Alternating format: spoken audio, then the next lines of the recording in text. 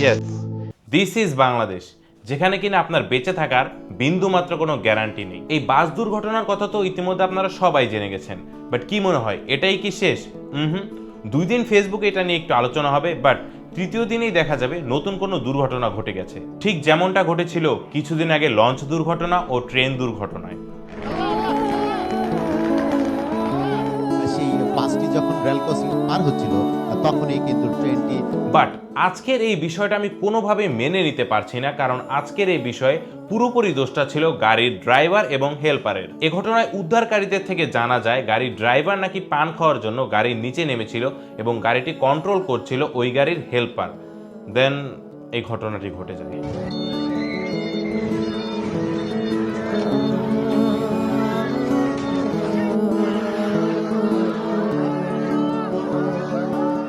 এখন আপনাদের কি মনে হয় প্রতিনিয়ত এত এত সড়ক দুর্ঘটনা হচ্ছে, প্রতিটাই কি ভাগ্যক্রমেই হচ্ছে? এর পিছনে দায়ী আমাদের ত্রুটিপূর্ণ যানবাহন ও অপরিপক্ক চালকদের। আর যদি বলি ওই লঞ্চ দুর্ঘটনার কথা, তাহলে শুধু লঞ্চ কর্তৃপক্ষকে দায়ী করা যাবে না, কেননা এই ঘটনাটি ঘটেছিল যাত্রীদের অসচেতনতার কারণে। তারা যদি নৌকায় করে গিয়ে তাড়াহুড়ো করে লঞ্চে উঠতে না যেত, তাহলে হয়তো এমন কিছু ঘটতই না।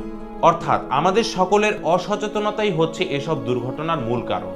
বাট দোষ যারই হোক, এসব দুর্ঘটনায় যাদের আত্মীয় স্বজন হারায় তারাই বোঝে এটা কতটা কষ্টদায়ক।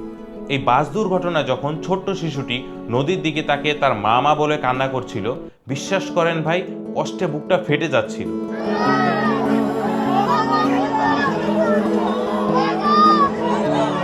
একটু সচেতনতাই কিন্তু পারতো আজকের এই বড় দুর্ঘটনাটি থেকে সকলকে রক্ষা করতে। তো চলুন আমরা সকলকে সচেতন করি এবং নিজেরাও সচেতন হয়ে চলাফেরা করি।